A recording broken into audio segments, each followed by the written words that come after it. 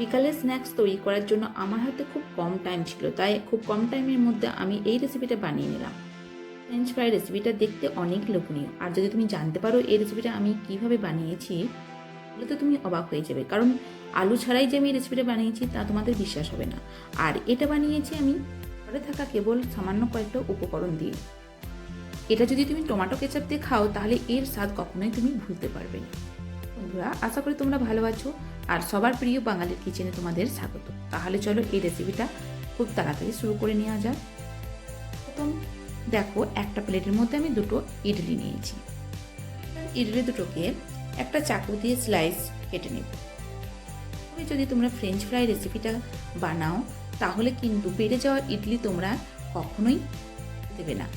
আর তোমাদের কাছে রিকোয়েস্ট রইল, এই রেসিপিটা অবশ্যই তোমরা বাড়িতে একবার করবে, দেখতে খুব ভালো লাগবে। তাহলে তোমরা দেখতেই পাচ্ছ ইডলিটা আমি স্লাইস করে কেটে নিয়েছি। আর এদিকে দেখো, আমি একটা কাটুরিতে হাফ কাপের মতো ময়দা দিয়ে দিলাম, আর এর সঙ্গে মিক্সড করে দেব কিছুটা পরিমাণ জোয়ান, তো অল্প পরিমাণে সাদা তেল, আর খুব অল্প পরিমাণ কালো জিরে, স্বাদ মতো লবণ, 1 টিস্পুন পরিমাণ কাশ্মীরি লাল লঙ্কার পাউডার। এইবার এই ড্রাই উপকরণগুলো আমি এভাবে হাতে করে মিক্সড করে নেব। আর এখানে দেখো একটা গ্লাসের মধ্যে জল নিয়েছি, অল্প করে জল এখানে আমি দিয়ে এটা একটা ব্যাটার তৈরি করে নেব। ব্যাটারটা কিন্তু খুব পাতলা হবে না, আবার খুব বেশি মোটাও হবে না। এটা এমনভাবে তৈরি করবে যাতে ব্যাটারের ভেতরে যেন গুটলি না থেকে যায়। তো এইভাবে খুব ভালো করে ফেটে ব্যাটারটাকে তৈরি করে নিতে হবে। এইবার কিন্তু এখানে দেখো আরেকটু পরিমাণ জলের দরকার, তো আমি জল এখানে দিয়ে দিলাম। আর ব্যাটারটাকে খুব ভালো করে দেখো আমি তৈরি করে নিয়েছি। এবার এটা সাইডে রেখে দেবো। আর এখানে দেখো একটা ছোটো মতো আমি কিছুটা পরিমাণ সাদা তেল নিয়েছি। আর এদিকে দেখো ছোটো মতো একটা কড়াই আমি গ্যাসের উপর চাপিয়ে দিয়েছি, আর কড়াইয়ের মধ্যে অল্প পরিমাণ তেল দিয়েছি। এবার হাতে একটা ইডলির পিস নিলাম, আর এইভাবে এটাকে ব্যাটারের মধ্যে ডিপ করে নেব। তারপর বাকি অংশটাকেও এইভাবে ছেড়ে দিতে হবে, আর তারপরেই সাদা তেলটা ওপর থেকে এইভাবে লাগিয়ে দেব। এটা কিন্তু তেলের ওপর নামিয়ে দেব না, অল্প পরিমাণ তেল এইভাবে লাগিয়ে দিতে হবে। এটা রেডি হয়ে গেছে। এবার ডাইরেক্ট এটা আমি গরম তেলের মধ্যে দিয়ে দেব।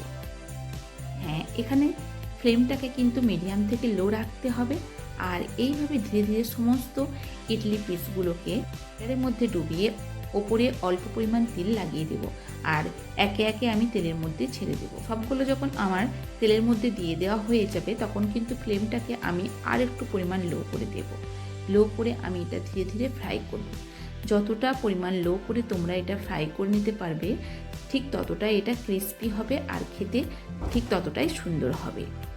হ্যাঁ, ফ্লেমটাকে যে সবসময় লো করে রাখবে সেটা না, কখনো কখনো আবার ফ্লেমটাকে মিডিয়ামও করতে হবে। এইভাবে কিন্তু উল্টে পাল্টে এগুলোকে খুব ভালোভাবে ফ্রাই করে নিতে হবে। ফ্রাইটা হয়ে গেছে, তো খুন্তি দিয়ে এটাকে আমি পাল্টে দেব। এইভাবে কিন্তু উল্টে পাল্টে ভালোভাবে ফ্রাই করে নেব। তো তোমরা দেখতে পাচ্ছ এটা খুব ভালোভাবে ফ্রাই হয়ে গেছে, এটা অনেকটাই ব্রাউন কালার চলে এসেছে। তো চলো ধীরে ধীরে এটাকে প্লেটের মধ্যে নিয়ে নিই।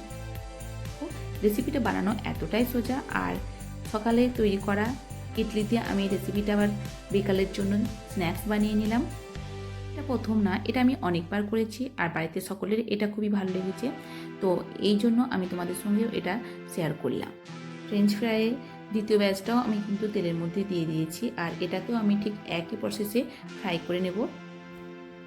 এই রেসিপিটা যে কোনো টাইমই বানাতে পারো, বিকালে চায়ের সঙ্গে তো এটা খুব সুন্দর লাগবে খেতে। সিম্পল রেসিপি, আর এটা বানানোর জন্য আমার টাইম লেগেছে মাত্র 10 মিনিট। তোমরা দেখতেই পাচ্ছ সমস্ত ফ্রেঞ্চ ফ্রাইগুলো আমার তৈরি হয়ে গেছে। তাহলে চলো এটাকে প্লেটের মধ্যে সার্ভ করে নিই। আর এটা টমেটো কেচাপ দিয়ে খুবই খেতে ভালো লাগে। এটা আমি ডিপ ফ্রাই করেছি, কিন্তু ভেতরে তেল সোক করবে না বেশি, একদম শুকনো শুকনো থাকবে, আর এইরকম ক্রিস্পি হবে যেটা তোমরা দেখতে পাচ্ছ। এটা তো দুর্দান্ত। তবে এই রেসিপি কিন্তু বাজারে কোথাও পাবে না, বাড়িতে একমাত্র তোমরা তৈরি করতে পারবে। তোমরাও এই সিম্পল রেসিপিটা তৈরি করে আমাকে কমেন্ট বক্সে জানাও তোমাদের কেমন লেগেছে। দেখতেও দেখো খুব সুন্দর লাগছে।